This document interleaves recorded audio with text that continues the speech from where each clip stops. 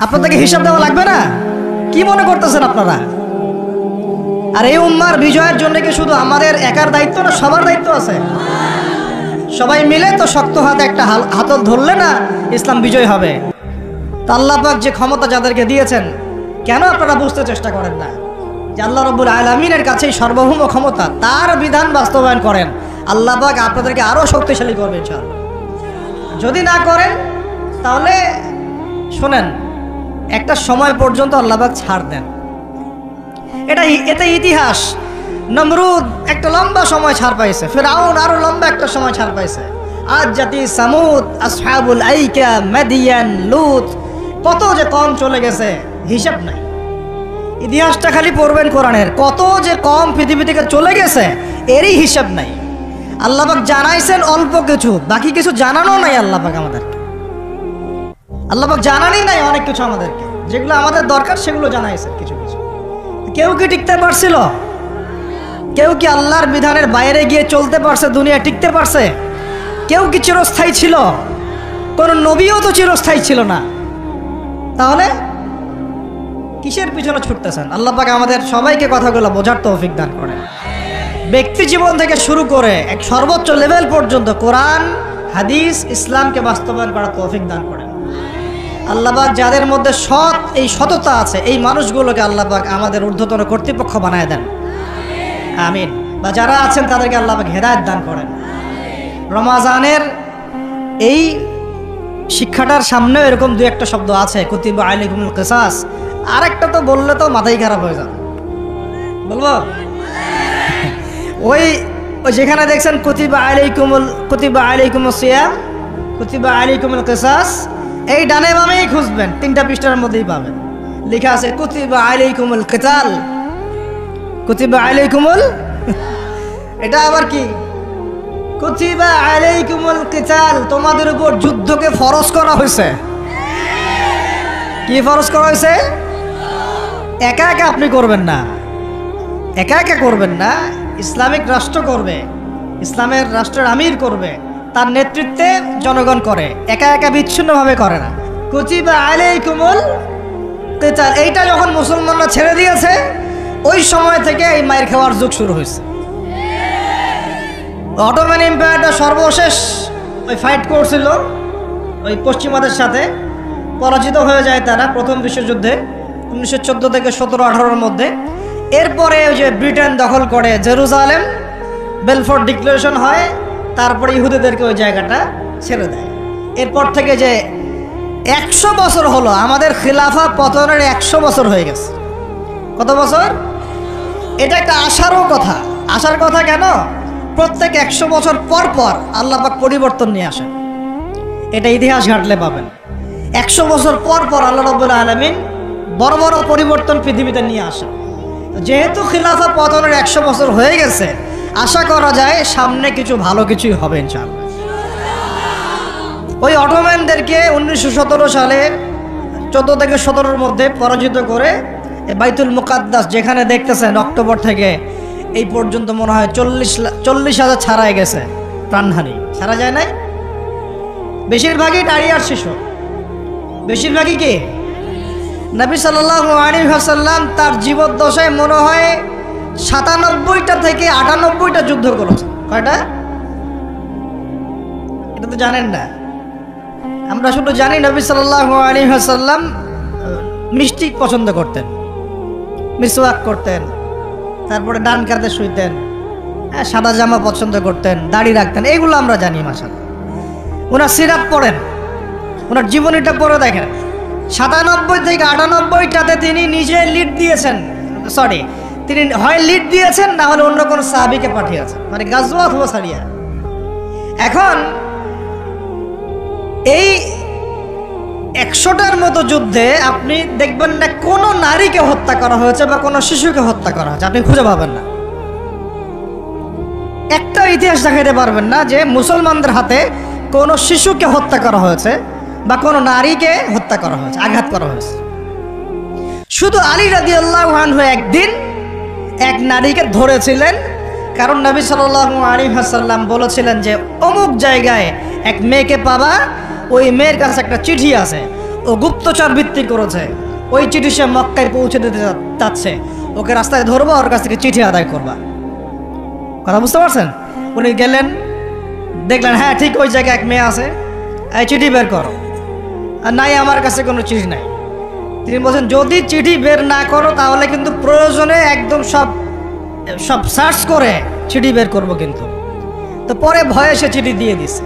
এই একটাই ঘটনা পাওয়া যাচ্ছে যে মেয়েদের সাথে যুদ্ধক্ষেত্রে আচরণ। আর এই পুরো 198টা সারিয়ার গাজওয়ায় নবী সাল্লাল্লাহু আলাইহি ওয়াসাল্লাম সাহাবীদের হাতে একটা শিশুও মানে নিহত হয় নাই, একটা মহিলাও নিহত হয় নাই। যদি কোনো দলিল পান আমাকে জানায়েন, যদি আমার জ্ঞানে কমতি থাকে, আপনারা যদি দলিল পান আমাকে জানায়েন, আমার জানা নাই। আর আপনি দেখতেছেন অক্টোবর থেকে এই যে এটা কি মাস, মার্চ, এই যে 5-6-7 মাসের মধ্যে আপনি দেখতেছেন যে 40-42 হাজার মুসলমানকে মারা হচ্ছে, তার মধ্যে বেশিরভাগই নারী আর শিশু। নারী আর শিশু, এগুলো দেখলে তো ঘুম হয় না আমাদের, কিচ্ছু করার নাই, তামাশা দেখতেছি সবাই বসে বসে। আর যাদের করার ছিল এরা বসে খ্যাপসা খায়। কি খায়? ওরা ওই সিনেমা হল উদ্বোধন করে, মদের বার ওপেন করে। হ্যাঁ সুবহানাল্লাহ, পাশে নবী সাল্লাল্লাহু আলাইহি ওয়াসাল্লাম শুয়ে আছে। চিন্তা করেন, সাহাবীরা রাদিয়াল্লাহু আনহুম আজমাইন তারা শুয়ে আছে। ওখানে গেলে মুমিনদের চোখের পানি ছেড়ে দেয় মানুষ। কি একটা অবস্থা! ওইখানে আল্লাহর ঘর বাইতুল্লাহুল হারাম। অনেকে আবার বলে কি করার আছে আমাদের, আমাদের কিছুই করার নাই। ওই জন্য একদিন বলছিলাম তো কিছু করার নাই, তাহলে নেইমারকে নিয়ে এসে ফুটবল খেলা। ওটাও চলতেছিল। বিভিন্ন বলিউড তারকা, হলিউড তারকা আইসে এসে কনসার্ট করতেছে। এগুলা করেন, কিছু করার নাই তো। বেশি না, আপনারা যদি একটু জিও পলিটিক্স পড়েন দেখবেন 10টা, বেশি না 10টা মুসলিম কান্ট্রি যদি একসাথে হয়, 10টা মুসলিম কান্ট্রি যদি একসাথে হয় বা একটা টেবিলে বসতে পারে, এই 10টা মুসলিম কান্ট্রির কাছে যে পরিমাণ সৈন্য আছে, যে পরিমাণ অস্ত্র আছে, যে পরিমাণ জ্বালানি আছে, যে পরিমাণ তেল আছে, আর যে পরিমাণ গ্যাস আছে, আর বাকি কথা নাই বললাম, এই ইসরায়েলের মতো 100টা দেশের সাথে মোকাবেলা করতে পারত। এক একটা বাচ্চার রক্তের বদলা নেওয়া যাইতো, একটা একটা বোনের ইজ্জতের বদলা নেওয়া যাইতো। শুধু ওই ইমানদার কোন ওমর আল্লাহ পাক এখন আমাদের কাছে দেন নাই। কারণ কেন দেন নাই জানেন? কারণ আমরা তো আর তার সাহাবীদের মতো না। আমরা যদি সাহাবীওয়ালা জিন্দেগি আবার শুরু করি, আল্লাহ পাক ওমর ইবনুল খাত্তাবও পাঠাবেন ইনশাআল্লাহ। বুঝাতে পারতেছি না? আমরা ঠিক না হলে তো আসমান থেকে ফেরেশতা নামবে না ভাই। আর আমরা এই এত দূরে বসে ছোট্ট একটা রাষ্ট্রের মধ্যে আলোচনা করি, কি আলোচনা করে আর কি ফায়দা হবে? কিন্তু আলোচনাগুলো করতেছি আল্লাহর কাছে দায়মুক্ত হওয়ার জন্য, যাতে আপনারা সত্যটা জানেন এবং হকটা বুঝতে চেষ্টা করেন, আপনার পরবর্তী প্রজন্মকে এটা জানান। আল্লাহ চায় তো আমরা না বললে কি হয়েছে, দেখা যাবে 100 বছর পরে হইলেও আমাদের পরবর্তী প্রজন্মরা ইনশাল্লাহ বাইতুল মুকাদ্দাস উদ্ধার করবে ইনশাল্লাহ। কারণ লিখা তো হয়ে গেছে এটা, তো ওইটা আমাদের হাতে আসতেছে ইনশাল্লাহ। এবং ওইখানে 40 বছর ইসলামিক খেলাফত বাস্তবায়ন না হওয়া পর্যন্ত এই বিশ্বে কিয়ামত হবে না ইনশাআল্লাহ। কত বছর? কে করবে? ঈসা আলাইহিস সালাম। কে করবেন? ঈসা আলাইহিস সালাম। তার সাথে সঙ্গ দিবেন ইমামুল মাহদি। এটা হবে সামনে। এখন ওইটা যখন হবে, ওই 40 বছর ইসলামী খেলাফত, তখন তাবারাকাল্লাযী বিয়াদিহিল মুলক, ওই আল্লাহ পাকের যে মুলক, আল্লাহ পাকের সার্বভৌমত্ব, আল্লাহ পাকের সভরেন্টি, আল্লাহ পাকের রাজত্ব, ওইটা সারা বিশ্বে প্রতিষ্ঠা হবে। 1 নাম্বার কি? কথা বললেই মিথ্যার উপর দাঁড়ায় আছেন সবগুলা। 2 নাম্বার, আমানত রাখলেই খেয়ানতের উপর খেয়ানত, খেয়ানতের উপর খেয়ানত। মনে করেন আমি একজন ইমাম সাহেব, আমি যদি আমার দায়িত্বে পালন ঠিক মতো না করে, আমিও খেয়ানতকারী। এই যে লেকচার দিতে বসছি, এখন আমি যদি চিন্তা করি যে ডাইনে বামে কথা বলে সময় পার করে দেই, হক কথা বলার দরকার নাই, বললে আবার এটা সেইটা, আমি হচ্ছে এখানে এই চেয়ারের খেয়ানতকারী। প্রত্যেকটা ক্ষেত্রে চলতেছে এগুলা। 3 নাম্বার হচ্ছে যখনই ওয়াদা করে কি করে বলেন তো, কয়জন ওয়াদা রাখি আমরা?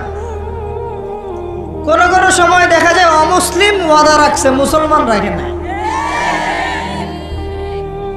দুধ কিনতে যাবেন, আমরা হিন্দু ভাইয়ের দোকান খুঁজতেছি, ও পানি মিশাবে না, আপনার কনফিডেন্স তৈরি হয়ে গেছে। মুসলমানের দোকানে যান না, কেন? ও পানি মিশাবে। কি একটা অবস্থা, কি একটা অবস্থা।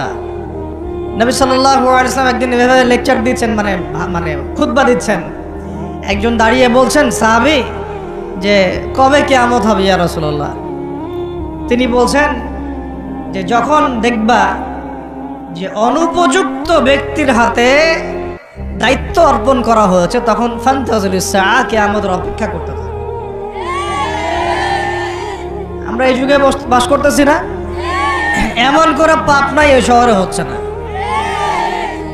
মূল পাপ কয়েকটা হচ্ছে। 1 নাম্বার হচ্ছে শিরক। কি হচ্ছে? তারপরে হচ্ছে প্রতারণা, তারপর হচ্ছে জুলুম, প্রচুর জুলুম। মানে দুর্বল পাইলেই জুলুম করতে যাচ্ছি আমরা। যদি দেখি ও আমার চেয়ে একটু দুর্বল, আমি জুলুম না করলে পেটের ভাত হজম হচ্ছে না। জুলুম করাটাকে আমরা ক্রেডিট মনে করি যে আমি জিতে গেলাম। আরে ভাই, কালকে আমাদের মাঠে কি হবে আপনার আমার অবস্থা? কালকে আমাদের মাঠে কি হবে অবস্থা? নবী সাল্লাল্লাহু আলাইহি ওয়াসাল্লামের কথা কি মিথ্যা? তিনি বলছেন কিয়ামতের মাঠে বহু মানুষ উঠবে উহুদ পাহাড়ের সমান নেকি নিয়ে। একেবারে উহুদ পাহাড় দেখছেন আপনারা? কেউ অনলাইনে দেখে নেন, বিশাল পাহাড়। জানাজার নামাজে শরীক হইলে 1 কেরাত নেকি হয়। 1 কেরাত মানে 1 উহুদ পাহাড় সমান।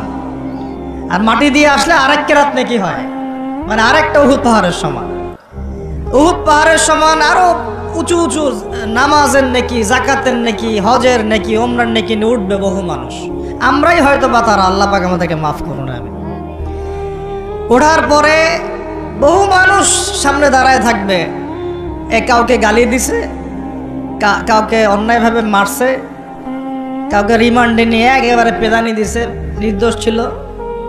কারো নামে মিথ্যা মামলা দিছে, কারো নামে অপবাদ ছড়াইছে।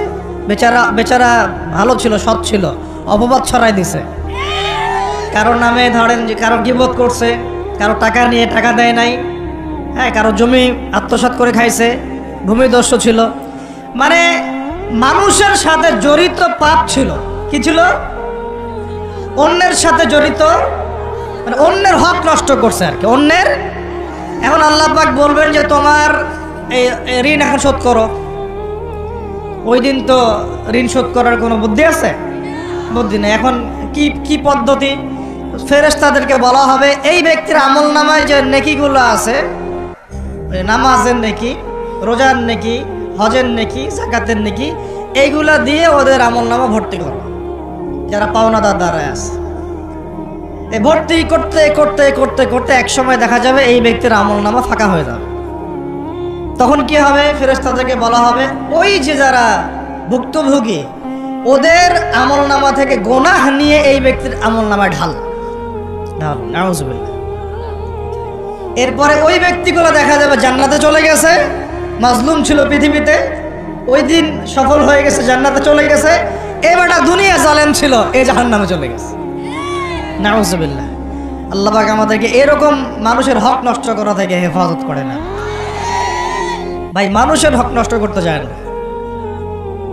নিজে আমল তো এমনিই কম, ভাঙাচোরা ঈমান, মুনাফিকের মতো বসবাস করতেছি। এখন তো আমরা মুনাফিকের মতো বসবাস করতেছি এই দুনিয়াতে। এখন যারা আমার মনে হয় মন থেকে ঈমানের দাবি করতে পারে শক্তভাবে যে হ্যাঁ আমরা ঈমানদার, এরা হচ্ছে গাজ্জার ওই মুজাহিদ ভাইরা। বুঝেন নাই কথা? তারা মনে হয় দাবি করতে পারে যে হ্যাঁ আমরা ঈমানদার। আমরা তো নেফাকের উপরে আছি এখন, আমরা তো স্বীকৃতি দিতে পারতেছি না, এখন সত্যকে স্বীকৃতিও দিতে পারি নাই। বরং আমরা মানচিত্র থেকে ফিলিস্তিনের মানচিত্র উঠাই দিলাম, দিয়ে যারা জালেম ওদেরটা প্রতিষ্ঠা করলাম। ওইটাও পাঠ্যপুস্তকে আসছে। আপনারা তো শুধু একটাই শুনে বসে আছেন, একটাই শুনে আছেন না আপনারা? শরীফ শরীফা তো আছেই, এইটাও একটা ইস্যু ছিল। আল্লাহ পাক আমাদেরকে চোখ খুলুন, আল্লাহ পাক আমাদের চোখ খোলার তৌফিক দান করেন। আর ভাই বাইরের চোখ তো সবারই খোলা, ভিতরের চোখটা খোলার তৌফিক দান করেন। আমি অনেক ভিতরে চলে আসছি, বুঝাইতে চাচ্ছিলাম যে এই বিশ্বে এখন আল্লাহ পাককে সার্বভৌম ক্ষমতার অধিকারী মানা হচ্ছে না। এটা হচ্ছে বৈশ্বিক শিরক। রাজনৈতিক ক্ষেত্রে আমরা আল্লাহর সার্বভৌমত্ব মানছি না, অর্থনৈতিক ক্ষেত্রে আমরা আল্লাহর দেয়া বিধান মানছি না, শিক্ষা ক্ষেত্রে আমরা আল্লাহ পাকের দেয়া শিক্ষানীতি মানছি না, সংস্কৃতির মধ্যে আমরা আল্লাহর সংস্কৃতি মানছি না, ব্যক্তি জীবনে, ইবাদতের জীবনে, পারিবারিক জীবনে, সামাজিক জীবনে আমরা আল্লাহ পাকের সার্বভৌমত্বকে বাদ দিয়ে মানুষের সার্বভৌমত্ব প্রতিষ্ঠা করেছি। আর আমরা তেলাওয়াত করতেছি তাবারাকাল্লাযী বিয়াদিহিল মুলক, আবার পড়তেছি কুলিল্লাহুম্মা মালিকাল মুলক, হে বলুন হে রাজত্বের অধিকারী, তুতিল মুলকা মান তাশা ওয়া তানজিউল মুলকা মিম্মান তাশা। আর তো জানেন না আপনারা, সূরা আলে ইমরানে আছে। তো আমাদের কথা আর বাস্তবতার মধ্যে অনেক ফারাক।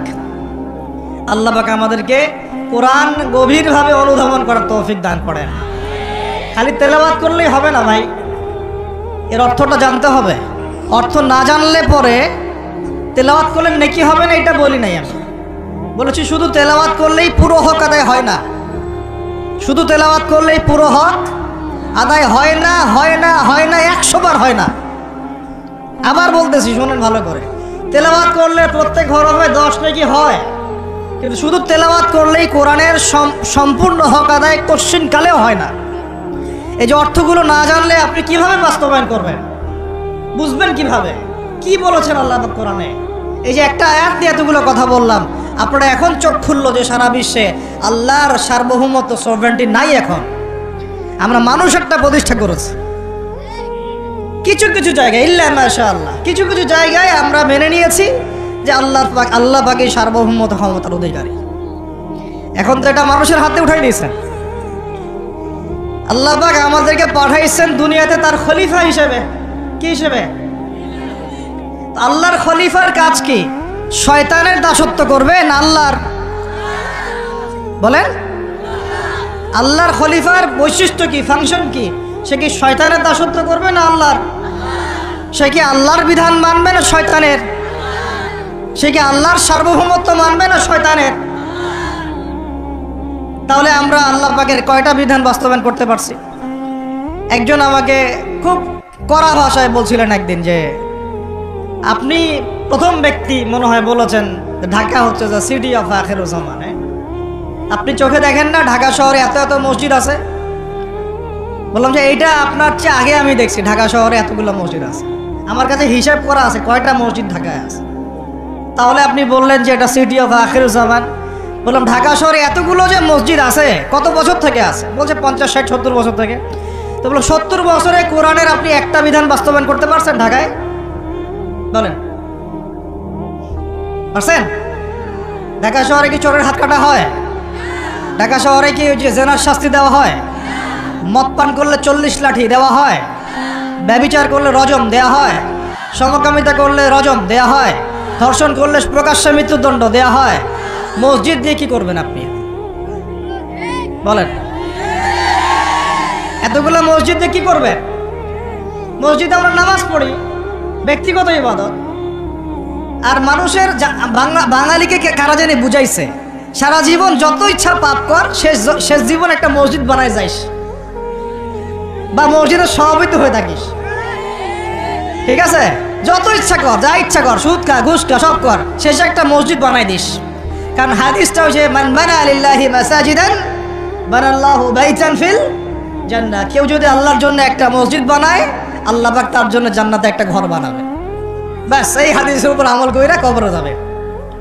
সারা জীবন যে আমি মাশাআল্লাহ নাউজুবিল্লাহ আল্লাহর কোনো বিধানই মানলাম না, না নামাজ, না যাকাত, না সাদাকা, না এই যে কোরআন এর হক আদায় করা, না আমর বিল মারুফ, না নাহি আনিল মুনকার, ফাঁকা নাই, না এখানে আল্লাহর কোনো ফেরেশতা দাঁড়িয়ে বসে বা সেজদারত অবস্থায় আল্লাহর ইবাদত করতেছে না। আরে পুরো মহাবিশ্বে কার রাজত্ব চলতেছে? এখন এই পৃথিবীর দিকে তাকান, আমরা বললাম তাবারাকাল্লাযী বিয়াদিহিল মুলক, আল্লাহর হচ্ছে সার্বভৌমত্ব ক্ষমতা কার? আল্লাহর। কিন্তু এখন জমিনের দিকে আপনি তাকান, এই বিশ্বের সার্বভৌমত্ব চলতেছে জাতিসংঘের। কার?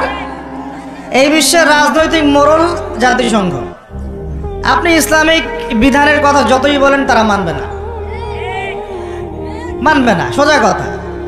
আপনি যদি বলেন কোরআন এবং হাদিস এবং সর্বশেষ নবী মুহাম্মদ সাল্লাল্লাহু আলাইহি ওয়াসাল্লাম আমাদেরকে এইগুলো দিয়ে গেছেন, আল্লাহ পাক এইগুলো নাজিল করছেন, আসেন এইগুলোর আলোকে বিশ্ব করি, ওরা মানবে না। বরং ওরা আপনার উপর যুদ্ধ ঘোষণা করবে। কি করবে? এ হচ্ছে এই বিশ্বের সবচেয়ে বড় তাগুত, সবচেয়ে বড় কাফের, সবচেয়ে বড় মুশরিক, সবচেয়ে বড় মুনাফিক। ও যদি বলে যে কোরআন বাদ দিতে হবে, আমার মাথায় যে বুঝ আসে ওই বুঝ অনুযায়ী চলবো, তাহলে সারা বিশ্ব বলবে হ্যাঁ এটাই ঠিক। নাউজুবিল্লাহ। অর্থনৈতিক মোড়ল সে যদি বলে আল্লাহ পাক কোরআনে সুদ হারাম করছেন, তো কি হয়েছে? আমাদের ব্যাংকিং সিস্টেম চলবে সুদের উপর, সারা বিশ্ব বলবে এই যে সামি'না ওয়া আতা'না, ইয়েস স্যার, শুনলাম মানলাম। তারা বুঝেন না আমার।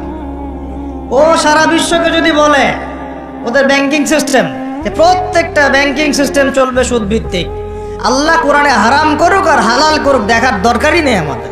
নাউজুবিল্লাহ। মানলে ইচ্ছা হইলে মারেন, না ইচ্ছা হইলে আমরা বোম মেরে উড়াই দেব। ইচ্ছা হইলে মারেন, না হলে কি একেবারে দিব শেষ কইরা। শেষ করার জন্য অনেক অস্ত্র আছে ওদের। যারা পলিটিক্যাল অ্যাফেয়ার্স ঘাটাঘাটি করেন তারা জানেন এদের ৭২টার মতো অস্ত্র আছে।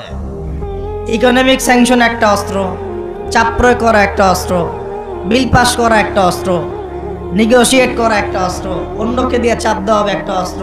এগুলো অস্ত্র করতে করতে সর্বশেষ অস্ত্র হচ্ছে একেবারে ওই আফগানিস্তান বানায় ছেড়ে দিবে, একেবারে ওই ইরাক বানায় ছেড়ে দিবে, একেবারে ওই সিরিয়া বানায় ছেড়ে দিবে, একেবারে ইয়েমেন বানায় ছেড়ে দিবে।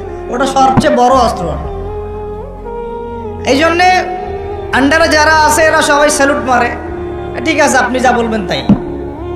তো এই কারণে সারা বিশ্ব অর্থনৈতিক ক্ষেত্রে ও হচ্ছে এখন সুদ ভিত্তিক অর্থনৈতিক সিস্টেমের মোড়ল। যেই সুদ সম্পর্কে আল্লাহ পাক কোরআনে বলেছেন যদি সুদ না ছাড়ো তাহলে আল্লাহ এবং তার রাসূলের সাথে যুদ্ধের ঘোষণা শুনে রাখো। কথা বুঝে যাচ্ছে না মনে হয়? আল্লাহ পাক কোরআনে বলছেন সুদ যদি না ছাড়ো, সুদ যদি তোমরা মুসলমানরা মুমিনরা না ছাড়ো, তাহলে আল্লাহর সাথে এবং রাসূলের সাথে যুদ্ধের ঘোষণা শুনে রাখো। সূরা বাকারা পড়েন, সূরা বাকারা পড়েন। আল্লাহ পাক বলছেন ইয়া আইয়ুহাল্লাযীনা আমানু ইত্তাকুল্লাহ ওয়া যারু মা বাকিয়া মিনার রিবা ইন কুনতুম মুমিনিন ফাইন লাম তাফআলু ফাআযানু বিহারবিন মিনাল্লাহি ওয়া রাসূলিহি। তাহলে আল্লাহ পাক এখানে বলছেন হারাম, যদি খাও তাহলে আল্লাহর সাথে যুদ্ধ করতেছো, নবীর সাথে যুদ্ধ করতেছো। ওরা বইলে দিল এটা ফরজ। কি এটা? তুই মানলে মান, না মানলে যা, তোর ব্যাপারে ব্যবস্থা আমরা পরে নিব। তাহলে আমরা এই পুরো বিশ্বে এখন কার সার্বভৌমত্ব চলতেছে? কোরআনে? জি না, কোরআন ওই তেলাওয়াত করার জন্য রেখে দেওয়া হয়েছে। কিসের জন্য? ঘরের কোনায় তেলাওয়াত করেন আপনি কোরআন, কোনো সমস্যা নাই। এই রমজানে প্রত্যেক দিন 1 খতম দিবেন, 30 দিন 30 খতম দেন, ওদের কিচ্ছু যায় আসে না। কথা বুঝাতে পারতেছি না মনে হয়? আপনি ব্যক্তিগত জীবনে কোরআন 30 দিন 30 খতম দেন, কিচ্ছু যায় আসে না এদের। কিন্তু কোরআনের এই যে মৌলিক বিধানগুলা, এগুলো আপনি বিশ্বে বাস্তবায়ন করতে পারবেন না এখন। কারণ সার্বভৌমত্ব এখন আমরা আল্লাহর হাত থেকে কেড়ে নেওয়ার চেষ্টা করে তাগুতের হাতে দিয়ে দিয়েছি। এই কারণে বিশ্বের উপরে গজব ঘুরতেছে। যে কোনো সময় আসবে ইনশাআল্লাহ, যে কোনো সময় আসবে, এটা আমরা নিশ্চিত। আল্লাহ রাব্বুল আলামিনের গজব আসবেই আসবে। আল্লাহ পাক বলছেন কেউ যদি সমকামিতা করে, কি করে? তার নবীর জবানে আল্লাহ জানাচ্ছেন ফাকতুলুল ফাইলা ওয়াল মারফুউলা বিহি, তাহলে যে করবে আর যে সায় দিবে দুইটাকে হত্যা করবা। দুইটাকে কি করবা? অন্য হাদিসে বলছেন উরজুম আলা ওয়াল আসফালা মিনহুমা, উপরে যে আছে আর নিচে যে আছে দুইটাকে থাতলা করে দিবা পাথর নিক্ষেপ করে। কে বলছে এটা? আল্লাহ এবং তার রাসূল। এখন আপনি এটা পুরো বিশ্ব মোড়লদেরকে বোঝাইতে পারবেন না। ওরা বলবে এটা বাক স্বাধীনতা, সরি ব্যক্তি স্বাধীনতা। এটা কি? ব্যক্তি চাইলে মেয়েকেও ভালোবাসতে পারে, ব্যক্তি চাইলে ছেলেকেও ভালোবাসতে পারে, ব্যক্তি চাইলে মেয়ের সাথেও বিয়ে করতে পারে, ব্যক্তি চাইলে ছেলের সাথেও বিয়ে করতে পারে। এটা নিয়ে মৌলবাদীদের এত মাথা ব্যথা কেন? ওদের ভাষাটা এরকম। এটা নিয়ে মৌলবাদী তোমাদের ধর্মান্ধ তোমাদের এত মাথা ব্যথা কেন? তো এই হলো কোরআন হাদিস আর এই হচ্ছে বিশ্ব। তাহলে বিশ্বে কি বিয়াদিহিল মুলক ওইটা চলতেছে? বুঝাতে পারি না, কথা বলে বুঝাতে পারতেছি না। মাথার উপর দিয়ে যাচ্ছে নাকি? ইয়াংরা তো বুঝো নাকি? আচ্ছা, আরো আছে। আল্লাহ রাব্বুল আলামিন এইখানে বলেছেন চুরি করলে হাত কেটে দিবা। কি করবা? ওই যে কিতাব আপনি 10 নেকির জন্য তেলাওয়াত করেন, প্রত্যেক হরফে কত নেকি হবে? 10 নেকি হবে। তেলাওয়াত করি মাশাআল্লাহ, 100 কদম দেন সারা জীবনে, কোনো সমস্যা নেই। তো ওই কিতাবের মধ্যেই সূরা মাইদা আল্লাহ বলেছেন যে চুরি করলে চোর কি করবা। তো এটা আপনি ওদেরকে বুঝাইতে পারবেন না, এখন বুঝাতে পারবেন না।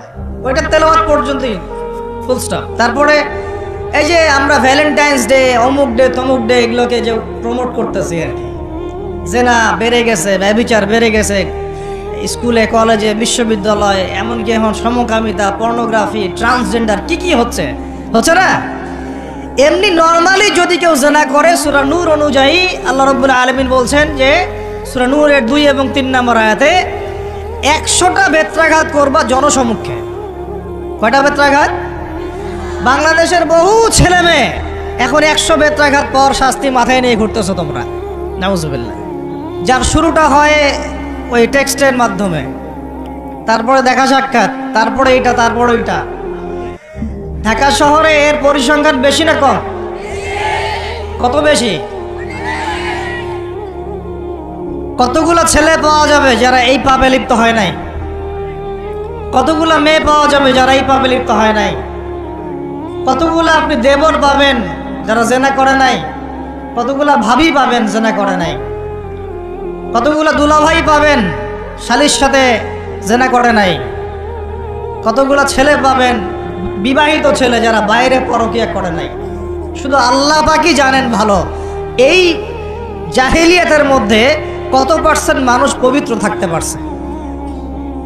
শুধু আল্লাহ ভালো জানেন, আর কেউ জানে না। আমি বেশি বলতেও চাচ্ছি না, কারণ আমরা সবাই এই শহরেই থাকি। আর ঢাকাতে যারা থাকে তারা মোটামুটিভাবে একটা কেয়ামতের শহরেই থাকে, কারণ এখানে এমন কোনো পাপ নাই যেটা হচ্ছে না, এমন কোনো পাপ নাই। একেবারে প্রতারণা দিয়ে ভর্তি, উপর থেকে নিচ পর্যন্ত। এই শহরে প্রথম যে জিনিসটা উঠে গেছে এটা হচ্ছে বিশ্বাস। কি উঠে গেছে? দ্বিতীয় উঠে গেছে আমানতদারিতা। বিশ্বাস উঠে গেছে, এখানে নাই। আমানতদারিতা নাই। কে কার উপর দিয়ে টক্কর দিতে পারে, এটা হচ্ছে আমাদের এজেন্ডা আর কি। একটা রাস্তার যে ভিক্ষুক, এরও মাথায় যে এত শয়তানি বুদ্ধি, আর অন্য অন্য সেক্টর না হয় নাই বললাম। আপনার কাছে টাকা চাচ্ছে গাড়ির গ্লাসে নক করে, ও কিন্তু পাটা ভালোই আছে, ও ল্যাংড়ানোর অভিনয় করতেছে। কত বুদ্ধি! কেউ আবার ইচ্ছা করে একটা আঙ্গুল বা হাত কেটে নিয়েছে, ইচ্ছা করে কাটছে, সারা জীবন কোনো কাজ করা লাগবে না, এটা করেই খাবে। কেউ আবার ইচ্ছা করে হিজড়া হচ্ছে এই শহরে, এটা সারা জীবন কাজ করা লাগবে না, এমনি খাবে। কত বুদ্ধি মানুষের মাথায়, চিন্তা করছেন? যাকে আপনি টাকা দিচ্ছেন 10 টাকা, ওর ফ্ল্যাট আছে, আপনার কিছুই নাই, ওরই জমি আছে, হিজড়ার সর্দার BMW চালায়, আর আপনি কোন রকম একটা এক্স করলা ম্যানেজ করতে পারেননি এখন পর্যন্ত। প্রতারণা দিয়ে ভর্তি, প্রতারণা, আমানতের খেয়ানত, দুর্নীতি, পদে পদে বাটপারি, আর কি বলবো, মানুষকে ঠকানো, জুলুম করা, সুযোগ পাইলেই সুযোগ নেওয়া, সুযোগ পাইলে একটু সুযোগ নেওয়া। আর বিভিন্ন জায়গায় স্পেশালি মানে কিছু কিছু বড় বড় জায়গায় এমন কিছু মানুষকে বসায় দেওয়া হয়েছে যাদের মনে হয় ইসলামের নাম শুনলেই ভিতরে মানে তেলে বেগুনে জ্বলে ওঠে একেবারে। ইসলাম শব্দটা শুনলেই গায়ে জ্বালা শুরু হয় একেবারে। তো বেশি দিন নাই ইনশাআল্লাহ, হয় আল্লাহর গজবে এগুলো ধ্বংস হবে, অথবা ইনশাআল্লাহ তাআলা আবাবিল পাখি তো আর আসবে না পাথর ছুটতে। আবাবিল তো পাখির নাম না, আবাবিল মানে তো ঝাঁকে ঝাঁকে, মানে এটা তো ওই আবরাহার বাচ্চা আবরাহার যুগ না যে আবাবিল আসবে আর পাথর ফেলবে। আসবে পাথর ফেলার প্রজন্ম তো এই অর্থনীতি ওমরের যুগে ছিল, ওসমানের যুগে ছিল, আলীর যুগে ছিল, আবু বকর তার যুগে ছিল রাদিয়াল্লাহু আনহুম আজমাইন, আল্লাহর নবীর যুগে ছিল। তখন গরিব মানুষ এইভাবে ওই ছেঁচেও একটা খুঁজে পাওয়া যাইতো না, একটা গরিব মানুষ। আর এখন কি অবস্থা তো দেখতেই পারতেছেন। আল্লাহ রাব্বুল আলামিন আমাদের সবাইকে রমাদান মাসে যাকাতগুলো দেওয়ার তৌফিক দান করেন। 7 নাম্বার হচ্ছে রমাদান মাসে এমনিতেই বেশি থেকে বেশি নফল দান সদকা করবেন ইনশাআল্লাহ। আল্লাহ পাক বেশি বেশি নফল দান সদকা করার তৌফিক দান করেন। 8 নাম্বার, রমাদান মাসে ফরজের সাথে সুন্নত আর নফলে অনেক বেশি পাবন হওয়ার চেষ্টা করবেন। খাস করে রমাদান মাসে কিয়ামুল লাইল এবং তারাবির কোনোভাবে যেন ছুটে না যায়। অনেকে মনে করে যে তারাবি পড়লে রাত্রে আবার ওঠা যাবে কি যাবে না, যাবে। তারাবির নামাজ আপনি প্রথম রাত্রে পড়লে শেষ রাত্রে আবার নামাজ পড়তে পারবেন ইনশাআল্লাহ, কোনো সমস্যা নেই, বরং ওটা আরও ভালো। ওই সময় আল্লাহ রাব্বুল আলামিন আহ্বান করতে থাকেন, কে আছো চাইবা আমার কাছে আমি দিব, কে আছো আমাকে ডাকবা আমি ডাকে সাড়া দিব, কে আছো আমার কাছে ইস্তেগফার করবো আমি ক্ষমা করব। প্রথম রাত্রেও তারাবি পড়বেন ইনশাআল্লাহ, শেষ রাত্রেও চেষ্টা করবেন অন্তত 2-4 রাকাত হলেও নামাজ পড়ার। আল্লাহ পাক তৌফিক দান করুন। তো তারাবি নিয়ে অনেক কথা এখানে শোনা যাবে ডানে বামে। আর আমাদের তো ইস্যু পাগল জাতি মাশাআল্লাহ। আমরা কি পাগল জাতি? ইস্যু পাগল। ওই ফিলিস্তিন ইস্যু এখন নাই, শেষ। তারপরে যে ট্রান্সজেন্ডার গন কেস শেষ। তারপরে শরীফা ঠান্ডা, শিক্ষানীতি ঠান্ডা। এখন ওই যে অনলাইনে ঢুকলেই দেখতেছেন ওই চলতেছে আর কি। হ্যাঁ, 8 টাকা 20 টাকাতে আসবে সামনে, এখনো লঞ্চ করেনি ওরা। কিছু শোনেন, এগুলো বাস্তব অভিজ্ঞতার আলোকে বলছি। কিছু কিছু মানুষকে আমাদের সমাজে ছেড়ে দেওয়া হয়েছে যাতে এরা মুসলমানদেরকে আপোষের গন্ডগোলের মধ্যে ব্যস্ত রাখে। ছেড়ে দেওয়া হয়েছে, এরা পেইড, এদেরকে পেট্রোনাইজ করা হয়, এদের এজেন্ডাই এটা।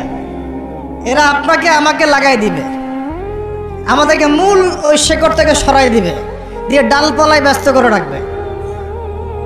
এবং এইগুলোতে পিছনে কাজ করতেছে কিছু দাড়ি টুপিওয়ালা মানুষ, কিছু দাড়ি টুপিওয়ালা মানুষেরও এইভাবে ওদেরকে কিনে ফেলা হয়েছে যে তোমাদের কাজই হচ্ছে মুসলমানদের মাঝখানে খালি লাগাই দিবা। দেখেন, একটা অন্যতম মানে মেজর একটা ইস্যু কাদিয়ানি ইস্যু, একদম চুপ, কোনো কথা নাই। একটা মেজর একটা ইস্যু হচ্ছে ইসাই মুসলিম ইস্যু। সারা বাংলাদেশে ইসাই মুসলিম বানাচ্ছে মানুষকে, একদম চুপ, কোনো কথা নাই। একটা মেজর একটা ইস্যু ফিলিস্তিন ইস্যু, একেবারে মুখে কুলুপ, কোনো কথা নাই। একটা মেজর একটা ইস্যু ট্রান্সজেন্ডার এবং সমকামিতা, এবং এই যে একটা কি বলবো বিতর্কিত শিক্ষানীতি, একদম চুপ, কোনো কথা নাই, কোনো কথা নাই, চুপ। সুদভিত্তিক অর্থনৈতিক সিস্টেম, একদম গোড়ার একটা সমস্যা, একটা কথা নাই। পুরো ভূরাজনৈতিক প্রেক্ষাপটে মুসলমানদের আজকে মেরে কেটে কচু কাটা করে ফেলছে, একদম চুপ, কোনো কথা নাই। পরে থাকবে প্রামিন জোরে আর আমার আসতে, তো হাত কোথায় বাদস, নিচে না উপরে, রফলি দেন করস না, পায়ে পা লাগাস না। তো ওই জন্য আমাদের একজন বরেণ্য আলেম আছেন, তরুণ ভাই আমাদের, মাশাআল্লাহ, আমরা দোয়া করি আল্লাহ পাক ভাইয়ের নেখায়াত আল্লাহ পাক বরকত দান করেন, লম্বা নেখায়াত দারাজ করেন, সুস্থ রাখেন। ও ভাই বলছে, ভাই আমি তো, এরা তো তর্ক করে আমিন জোরে বলবো না আস্তে বলবো, আমি তো বলি আমি আমিন বলি না। দেখি আমি যদি আমিন না বলি আমার নামাজটাকে কেউ ভুল প্রমাণ করে দেখেন আমার নামাজ বাতিল প্রমাণ করে দেখান, আমি আমিন বলিই নাই। আপনি মারামারি করতেছেন জোরে না আসতে, এটা নিয়ে আমি বলিই নাই। আমার নামাজটাকে বাতিল প্রমাণ করে দেখান ফিকহের উসুল থেকে। পারবেন?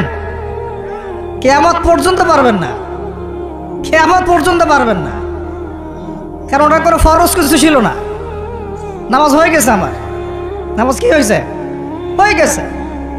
একজন বলতেছে যে কি, হ্যাঁ চুপে না আসতে, একটা কি হাত বাঁধাবাঁধি, হ্যাঁ নামের উপরে নিচে ইত্যাদি ইত্যাদি। তো ভাই আমি বাঁধি নাই, হাত কি করি নাই, আমার নামাজ ভুল প্রমাণ করে দেখান। বছর নামাজটা দেখি, হাত বাঁধি নাই, আমার নামাজ হয় নাই, প্রমাণ করে দেখান। তাহলে আপনাদেরকে বুঝাইতে চাচ্ছি যে মূল যে বড় বড় ইস্যুসগুলো আছে, আমাদের শেকড়ের সমস্যা, এইগুলো থেকে দৃষ্টিভঙ্গি সরাই দিয়ে সারাদিন এমন কিছু বিষয় নিয়ে আমাদেরকে ব্যস্ত করে রাখা হয়েছে, যার ফলে আমরা আমাদের মূল গন্তব্য থেকে সরে গেছি।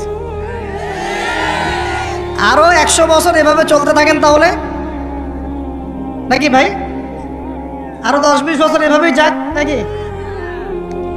চোখ খুলেন ভাই, চোখ খুলেন, চোখ খুলেন, কলবের চোখটা খুলেন, মূল জায়গায় আসেন। মূল জায়গা হচ্ছে আমাদের তাওহীদ, মূল জায়গা আমাদের সুন্নাহ, মূল জায়গা আমাদের নবীর দ্বীনের ইকামত, মূল জায়গা আমাদের নবীর দ্বীনের দাওয়াত এবং এটা প্রতিষ্ঠার জিহাদ। মূল জায়গা হচ্ছে অর্থনীতি সমৃদ্ধ করা, মূল জায়গা হচ্ছে সুদ থেকে আমাদেরকে বের হয়ে আসা, মূল জায়গা হচ্ছে আমাদের দুর্নীতিগুলো কমানো, মূল জায়গা আমাদের শিক্ষানীতিগুলো ঠিক করা। মূল জায়গা কোনগুলা? এগুলো কি আপনাদেরকে বুঝাইতে হবে? আল্লাহ পাক আপনাদেরকে বোঝার তৌফিক দান করেন। আমি তো এগুলো নিয়ে অনেক তর্ক হবে, আমি আমার মতো করে বলে দিচ্ছি। তারাবির নামাজ পড়বেন জামাতে, 1 নাম্বার কিসে? 2 নাম্বার পড়বেন 20 রাকাত। কয় রাকাত? কেউ যদি বলে আমি কম পড়ি, বলবেন সমস্যা নাই, পড়েন, কোনো সমস্যা নাই। কেউ যদি বলে আমি আরো বেশি পড়ছি, পড়েন, কোনো সমস্যা নাই। কোনো সমস্যা নাই, পড়ুক। আপনি 20 রাকাত পড়েছেন, কিন্তু কেউ যদি বলে 20 রাকাত বেদাত, তখন সমস্যা আছে। কারণ উসমান রাদিয়াল্লাহু আনহু যদি 2 আযান দিতে পারেন, আমার দিতে কোনো আপত্তি নাই, আমার দিলে কোনো গুনাহ, আমি বেদাতি হব। যদি আমি বেদাতি হয়ে যাই, তাহলে উসমান রাদিয়াল্লাহু আনহুকেও বেদাতি বলতে হবে, নাউজুবিল্লাহ। এটাও বাংলাদেশের মানুষ বলেছে, নাউজুবিল্লাহ, আস্তাগফিরুল্লাহ। সাহাবীও বেদাত করছে, নাউজুবিল্লাহ। এইগুলো থেকে দূরে থাকবেন, বুঝবেন, মুহাক্কিক আলেম চিনতে হবে আপনাদেরকে। আর উমর ইবনুল খাত্তাব যদি নিজে 20 রাকাত পড়ে থাকেন জামাতে, আমার পড়তে কোনো আপত্তি ব্যাস। আপনি যদি কম পড়েন, কোনো সমস্যা নাই, পড়তে পারেন। আপনি যদি বলেন আমি আরো বেশি পড়ি, কোনো সমস্যা নাই, পড়তে পারেন। আরেকটা বিষয় করবেন, খতমে তারাবি, খতমে কোরআন পড়বেন। কি পড়বেন? কোরআনটা খতম করবেন। আল্লাহ রাব্বুল আলামিন এই 8টা কাজ করার তৌফিক দান করে। আর 2টা বাড়াই দিব, বিরক্ত হচ্ছেন? আর 2টা বাড়াই দিব। 9 নাম্বার, এটা হচ্ছে রমাদান মাসে। 8টা কি মনে আছে আপনাদের? আমি তো ভুলে যাচ্ছি, আমার সাথে বলেন তো। 1 নাম্বার কি বলছিলাম? তাকওয়া অবলম্বন করবো ইনশাল্লাহ, ঠিক আছে ভাই? 2 নাম্বার কি বলছিলাম জানি? কোরআনের হক আদায় করা। 3 নাম্বার বেশি বেশি দোয়া করা। 4 নাম্বার কি বলেছিলাম? হ্যাঁ, যদি সম্ভব হয় বাইতুল্লাহ জিয়ারত, ওমরা করা। 5 নাম্বার বলেছিলাম বেশি বেশি মানুষকে ইফতার করানো। 6 নাম্বার কি বলেছিলাম? যাকাতগুলো দিয়ে, সবগুলো ফরজের পাবন্ধ হওয়া, স্পেশালি যাকাতগুলো দিয়ে দেওয়া। 7 নাম্বার বলেছিলাম বেশি বেশি দান সদকা করা। 8 নাম্বারে কি বলেছিলাম? এই তারাবির সালাত এবং নফল আমলগুলো বাড়ানো। তারাবির সালাত পড়বেন, নফল আমল সুন্নত আমল বাড়াই দিবেন, আল্লাহ পাক তৌফিক দান করে দেন। 9 নাম্বার বলতে চাচ্ছিলাম যে প্রত্যেকটা এলাকা থেকে, প্রত্যেকটা মসজিদ থেকে, প্রত্যেকটা মাদ্রাসা থেকে রমাদান মাসে বিনামূল্যে কোরআন শিক্ষার কার্যক্রম চালু করে পারা যাবে ইনশাআল্লাহ। অন্তত আপনাদের এলাকা থেকে, এই এলাকার মসজিদ থেকে, এখানকার মাদ্রাসাগুলো থেকে বিনামূল্যে কোরআন শেখানোর কার্যক্রম করা যাবে না ইনশাআল্লাহ? নারী পুরুষ সবার জন্য উন্মুক্ত করে দেন, সবার ঘরে ঘরে কোরআন শিক্ষাটা পৌঁছে দেন। তাহলে আমরা ওস্তাদদেরকে হাদিয়া কিভাবে দিব? যারা শ্রম দিবেন, সময় দিবেন, আপনারা আপনাদের পকেট থেকে অর্থ বের করে কালেকশন করে ওস্তাদকে হাদিয়া দিবেন ইনশাআল্লাহ। এবং মানুষের জন্য ফ্রি করে দিবেন। তারা আসবে, শিখবে, এবং 1 মাসের মধ্যে কোরআন শেখানো যায় না, কিছুটা শেখানো যায় না, ওই অতটুকুই শিখুক। আল্লাহ পাক ওই ওসিলায় যদি কবুল করেন, তাতেও তো ইনশাআল্লাহ আগামী দিনে তার জন্য কল্যাণ করা হইতে পারে। আল্লাহ পাক আমাদের সবাইকে এই কথাগুলো বোঝার তৌফিক দান করেন।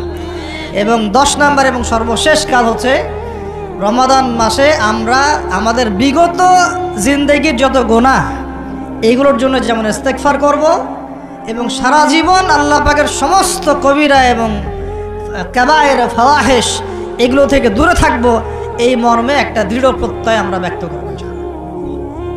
আগের গুনার জন্য তওবা করব, এবং আগামী পুরো জিন্দেগি যেন গুনাহমুক্ত জীবনযাপন করতে পারি, এই চেষ্টা আমরা অব্যাহত রাখবো ইনশাআল্লাহ। আল্লাহ রাব্বুল আলামিন এইভাবে রমাদানকে সাজানোর তৌফিক আমাদেরকে দান করেন। আমরা দোয়া করি আল্লাহ পাক যেন আমাদের সবাইকে রমাদানে সুস্থ রাখেন, নিরাপদে রাখেন, এবং সুস্থতার সাথে, নেক হায়াতের সাথে, উদ্দীপনার সাথে, উৎসাহের সাথে রমাদান মাসের এই সমগুলো রাখার তৌফিক দান করেন। বেশি বেশি রমজান মাসে কোরআন তেলাওয়াত করার তৌফিক দান করেন। বা কতদিন আমরা? সর্বোচ্চ 100 বছর। ভাই সবাইকেই তো একা একা আল্লাহর সামনে দাঁড়াইতে হবে, তাহলে এত ভনিতা কিসের? এত নেফাকি কেন? এত অস্বীকৃতি কেন? ইসলাম নিয়ে এত অ্যালার্জি কেন? আল্লাহ রসুল এবং ইসলামের নাম শুনলে গা জ্বলে কেন? কোরআন সুন্নাহর বিধানের কথা শুনলে কেন মনে হয় যে বাঁকা চোখে তাকান কেন?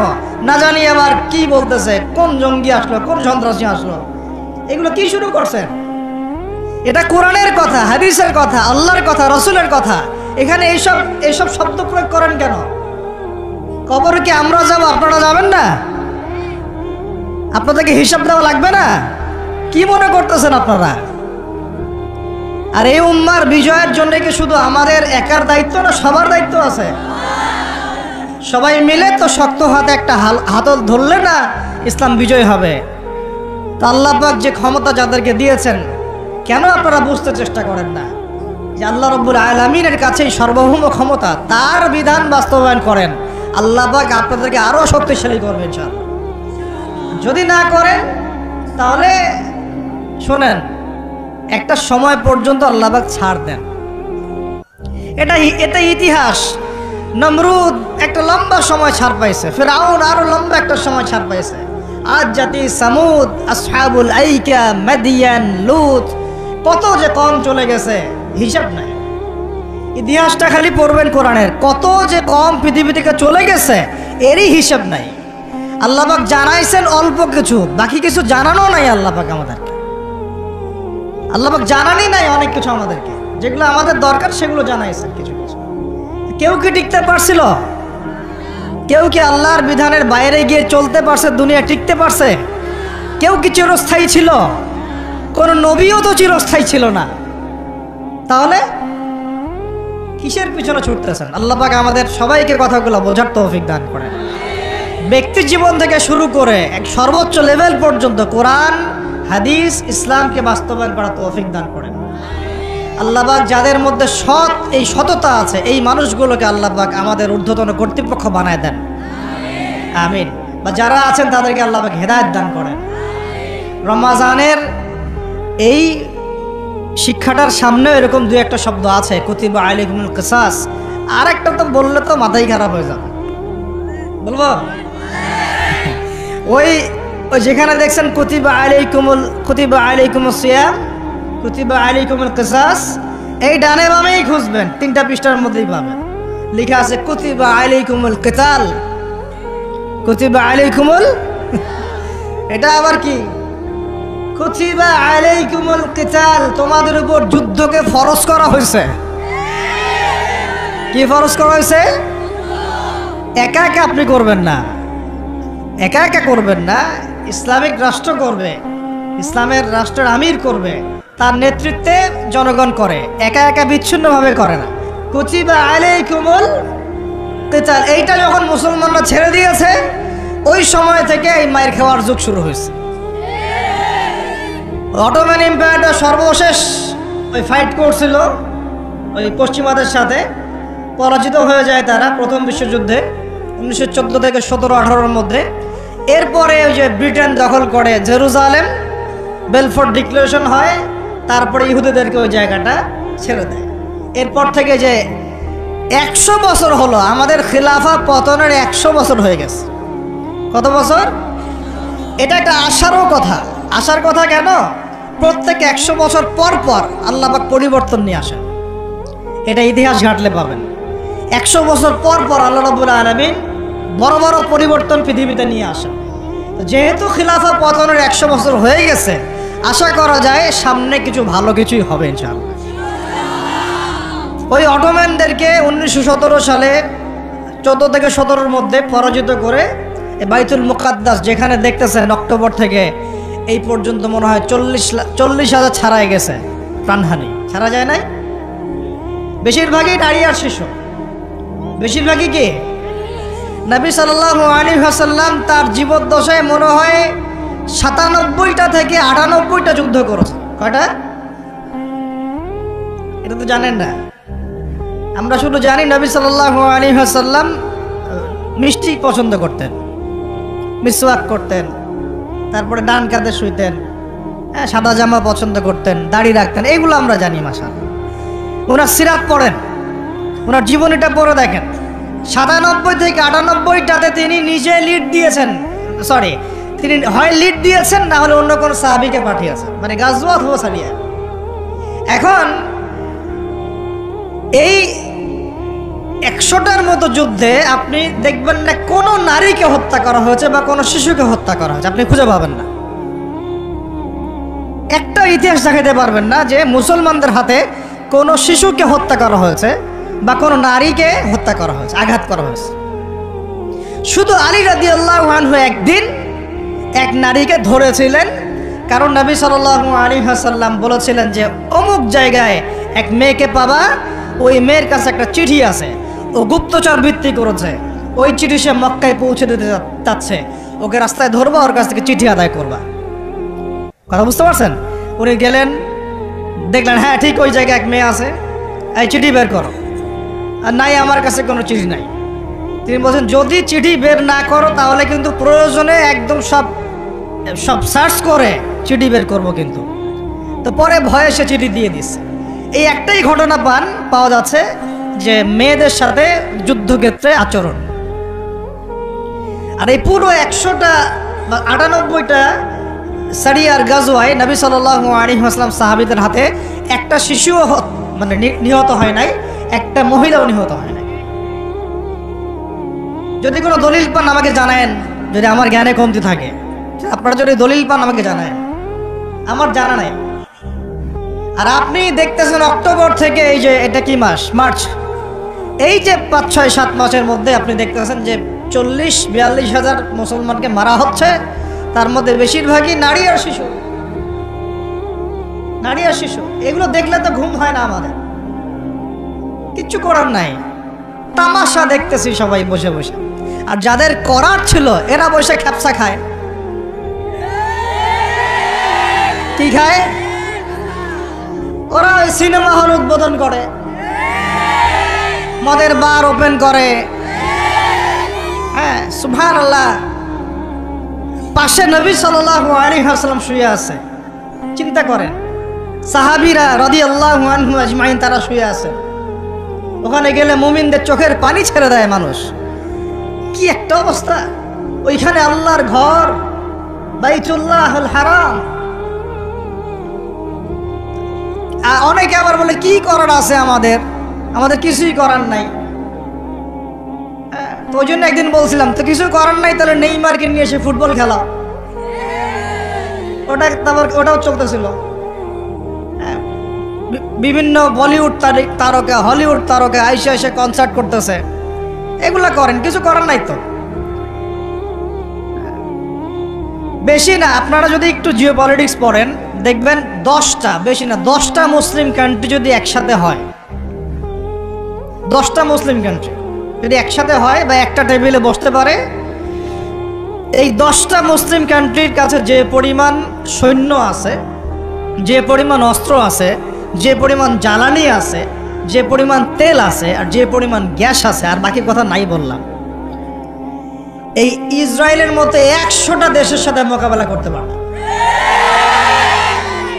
এক একটা বাচ্চার রক্তের বদলা নেওয়া যাইতো, একটা একটা বোনের ইজ্জতের বদলা নেওয়া যাইত। শুধু ওই ইমানদার কোন ওমর আল্লাহ পাক এখন আমাদেরকে দেন নাই।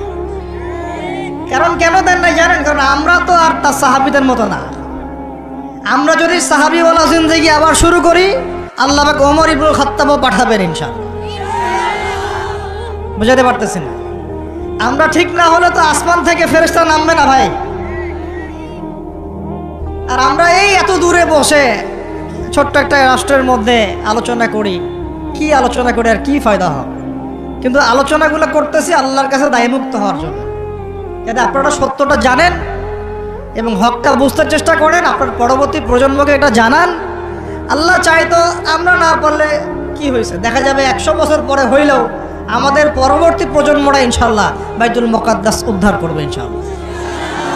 কারণ লিখা তো হয়ে গেছে এটা, যে ওইটা আমাদের হাতে আসতেছে ইনশাল্লাহ। এবং ওইখানে 40 বছর ইসলামী খেলাফত বাস্তবায়ন না হওয়া পর্যন্ত এই বিশ্বে কিয়ামত হবে না ইনশাআল্লাহ। কত বছর? কে করবে? ঈসা আলাইহিস সালাম। কে করবেন? ঈসা আলাইহিস সালাম। তার সাথে সঙ্গ দিবেন ইমামুল মাহদি। এটা হবে সামনে। এখন ওইটা যখন হবে, ওই 40 বছর ইসলামী খেলাফত, তখন তাবারাকাল্লাযী বিয়াদিহিল মুলক, ওই আল্লাহ পাকের যে মুলক, আল্লাহ পাকের সার্বভৌমত্ব, আল্লাহ পাকের সরভেন্টি, আল্লাহ পাকের রাজত্ব, ওইটা সারা বিশ্বে প্রতিষ্ঠা হবে ইনশাআল্লাহ। এখন ওইটা নাই। এখন কি আছে? এখন মুলক হচ্ছে জাতিসংঘের, সব কিছু ওদের হাতে। আর এগুলো গঠনই করা হয়েছিল মুসলমানদের স্বার্থ দমন করে পশ্চিমাদের স্বার্থ উন্নয়নের জন্য। একেবারে খোলামেলা কথা বললাম।